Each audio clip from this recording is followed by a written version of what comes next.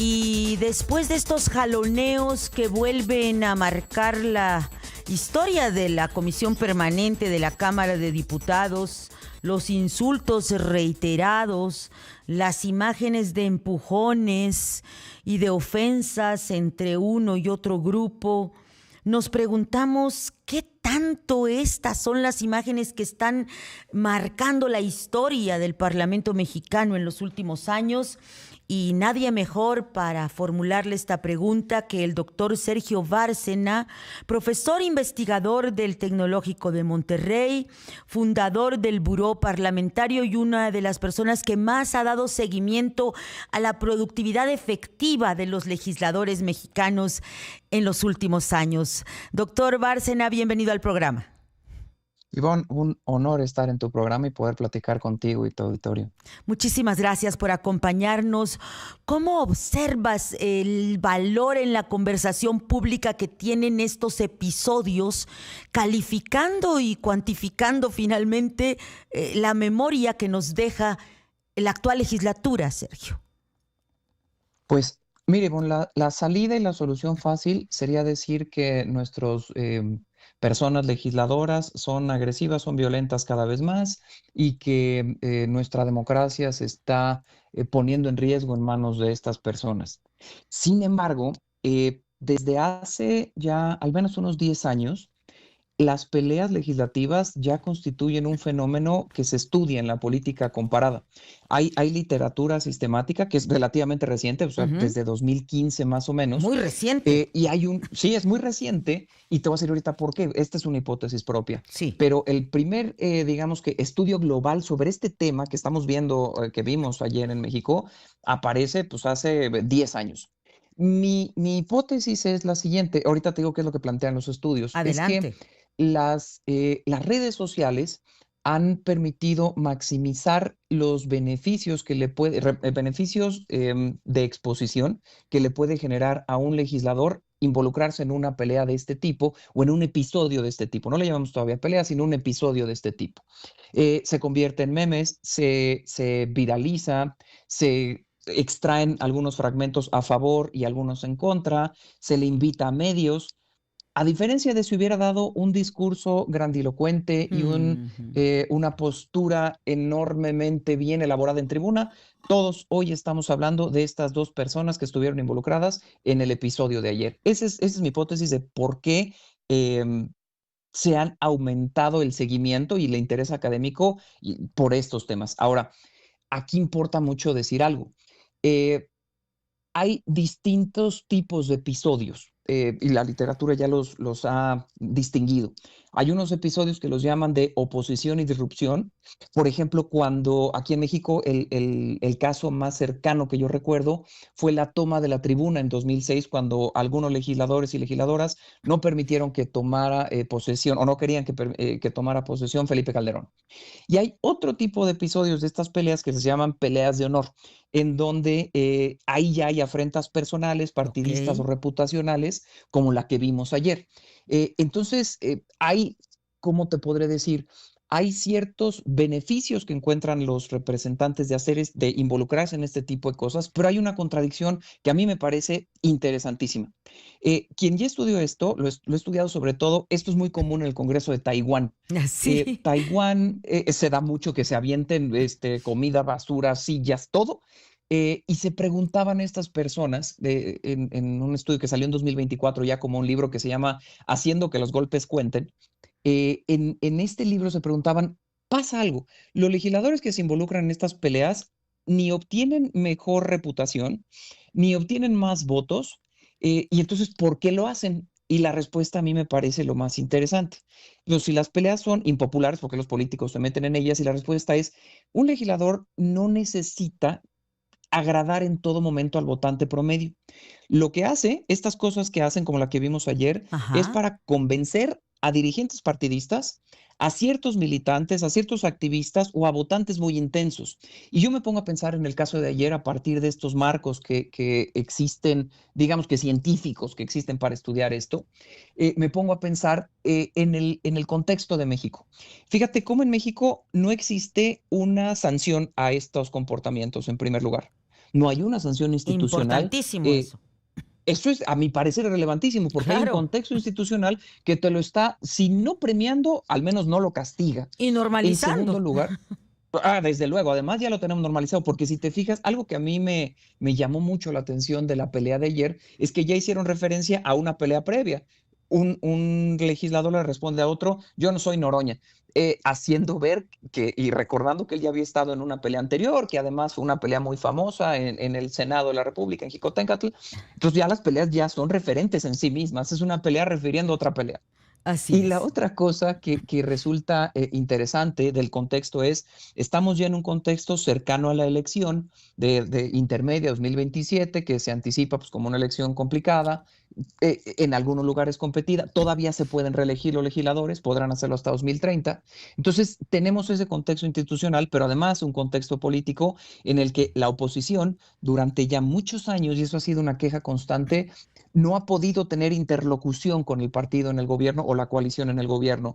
Y eso hace que para que tú te puedas ver como oposición, tengas que pensar en cosas creativas. Una de ellas que recuerdo inmediatamente que fue un episodio de oposición disruptiva, como lo clasifica la literatura, es Ujú. Xochitl Gálvez atándose a la silla del Senado en Jicotencatl. Entonces, digamos que esto es el resultado de muchos elementos que llevan a este punto que son las peleas. Creo que el doctor Sergio Bárcena, profesor investigador del Tecnológico de Monterrey y fundador del Buró Parlamentario, usted puede seguir sus investigaciones, sus estudios en redes sociales, siempre siguiendo la productividad de los diputados y senadores, valorando quienes sí hacen la chamba. Lo que nos compartes es crucial, porque lo que ha ganado la valoración que ha ganado en la conversación pública peso es la oposición no pinta, la oposición no Correcto, cuenta, no sirve correcto. para nada. Entonces, si hay una disputa por la atención y por el voto fluctuante, muy bien tú lo estás señalando, doctor Bárcena, hay entonces una necesidad de hablarle a los patrocinadores, a los más radicales, a los votos Así es. indecisos y decirles, yo estoy aquí. Y recuerdo muy bien que hace un año exactamente, cuando se da la pelea Ujú. entre Alito Moreno y Noroña, en la permanente también, hubo una conversación, por supuesto limitada en las redes sociales, donde se decía, ay, al fin alguien de la oposición se Exactamente. arremanga y les pone un alto a estos tipos de Morena, ¿no? Era como un poco el comentario. Pero aquí lo importante es saber qué tanto se traduce en votos y qué tanto eso también resulta productivo y eficaz para el poder legislativo y qué tanto pues estamos construyendo un poder legislativo que le sirva a las y los mexicanos. Y de eso queremos seguir conversando contigo, doctor Sergio Bárcenas, pero te pediríamos entonces que nos acompañes a una pausa y regresamos con estos temas de qué tanto vale ser rijoso para los votos, para las urnas y qué tanto estamos construyendo desde la oposición con estas acciones, están construyendo un poder legislativo que cuente y que logre la escucha del gobierno. Esa es la discusión más importante. Nos vamos a pausa y regresamos contigo.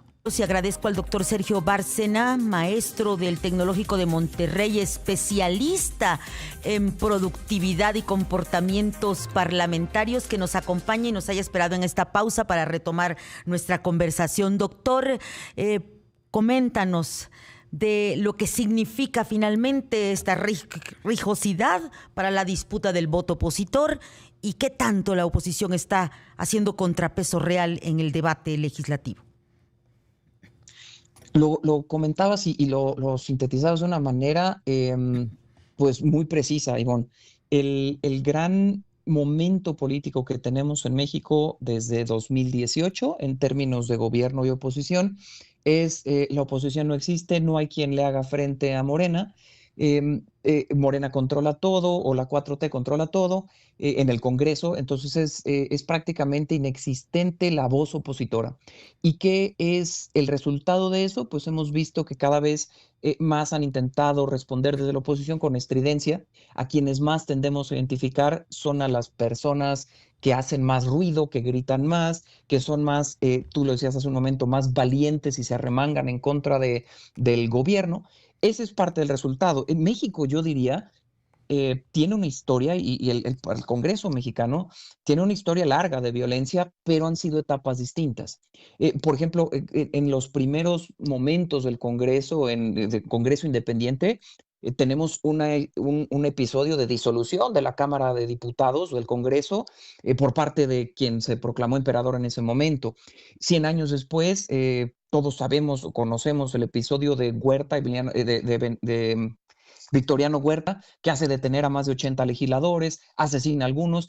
Es producto del momento político lo que vemos como violencia. Y ahorita, por ejemplo, recordábamos el caso de 2006, la violencia entre una elección muy cerrada, luego durante la etapa de las reformas estructurales de Enrique Peña, también hubo enfrentamientos físicos, y ahorita lo que tenemos es ese contexto histórico, un contexto histórico-político de una oposición prácticamente disuelta en el Congreso, en donde incluso normativamente no puede hacer ningún cambio a la ley. Y algo interesante, no sé si tú lo has pensado, Ivonne, no fue que viéramos una pelea por una discusión de un tema legislativo, de que unos defendieran A y otros defendieran B. No, lo que vimos es una pelea con un contenido simbólico muy fuerte. Un legislador acusado de narcotráfico y otro legislador acusado de estar en el bando de un legislador que está por perder el fuero. No tiene que ver con temas de discusión parlamentaria, pero sí temas más amplios de entendimiento en torno a qué figuras están vinculadas a un partido o movimiento y qué figuras están vinculadas a otro partido. Eso es muy importante porque una cosa es ser representante del poder en turno, un legislador afín al gobierno, y qué es ser un legislador opositor. Habría que consultar quizás a plataformas como Buró Parlamentario y otras similares para saber qué valoración se tiene hoy socialmente hablando, por ejemplo, de un senador como Gerardo Fernández Noroña. Pero yo recuerdo, doctor Sergio Bárcena, que en alguna ocasión que me tocó compartir una conversación con estudiantes de un diplomado en Ciencias Políticas y Sociales de la UNAM, compartiendo lo que nosotros vivimos como periodistas en el Congreso, los trabajos finales de la mayoría se les pidió que analizaran a un legislador y todos estaban centrados en un 80%, lo recuerdo, a Gerardo Fernández Noroña. Claro. Estábamos hablando del arranque del sexenio del presidente López Obrador. No sé si hoy se tiene la misma valoración y si también esa rijosidad en los opositores podría estar cautivando, entre comillas, a quienes se interesan por la política. Sí, el perfil de Fernández Noroña es un perfil que se construyó a partir de la confrontación parlamentaria, por supuesto, a veces incluso extraparlamentaria, ¿no? Las fotos y los eventos que recordamos de él casi siempre son más afuera que adentro del Congreso. Efectivamente. Pero sí, desde luego, es un muy buen ejemplo de cómo la rijosidad paga, pues terminó siendo presidente de la mesa directiva, representante de un movimiento durante mucho tiempo y un representante reconocido. Eso es cierto. Entonces, si tú lo ves ahorita, lo que algunos opositores están buscando es tener esa presencia. Y tenemos otra cosa que no comenté hace un momento. En México, la forma en la que está diseñado el sistema electoral no es necesariamente el votante el beneficiario directo de las acciones del representante. ¿A qué me refiero con esto? Diputados y senadores, para poder mantenerse en el ámbito político, no necesitan únicamente del votante. Es más, yo te diría, no necesitan principalmente del votante. Necesitan principalmente de otras audiencias, como por ejemplo, ciertos líderes de sus partidos que les van a dar algunas candidaturas, y tenemos la vía de la representación proporcional, que ayer que le hacían una entrevista a uno de los involucrados en esto, le preguntaban, oye, ¿tú eres pluri? Y como que le dio hasta pena decirlo. Pues sí, lo es, y le hemos tenido un estigma, pero ahí la diferencia es que el principal, digamos que receptor de los mensajes no es el votante, es el partido, porque es el partido que te va a poner en una lista alta o en una lista baja, y de eso dependerá que seas o no legislador de nuevo. Tienes toda la razón. Finalmente, Arturo Ávila, al estar promoviendo la defenestración de Alejandro Moreno, presidente del PRI, le está hablando a Ariadna Montiel, y por su parte Carlos Macías le está hablando a su líder Alejandro Moreno cuando lo defiende. Claro, le está diciendo exactamente, les están diciendo cada uno a sus líderes: yo te defiendo. Bueno, no sé en el caso de Ávila, pero sí en el otro caso es muy evidente del yo no solo te defiendo, sino que mira cómo me arremango y confronto. Y cuando le preguntaban si había una razón de, oye, pero es que Ávila estaba ahí parado y tú te le acercaste a agredirlo, ya no tenemos una respuesta a eso, porque el lenguaje va más allá de lo racional en este caso. Y vuelvo a lo mismo, tuvo un alcance mediático muy amplio.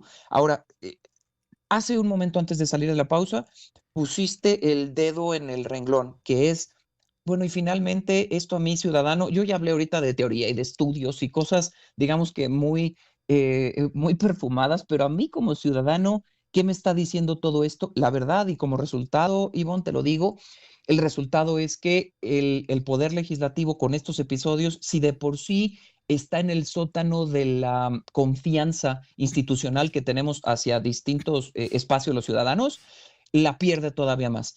Porque la noticia que a mí me llega es, ay, otra vez están peleando estos sujetos, para eso les pago, para que se peleen, para eso, ese es el argumento común, de para eso mis impuestos se van a ellos, para que en vez de dialogar y lograr una ley que a mí me beneficie, están peleándose.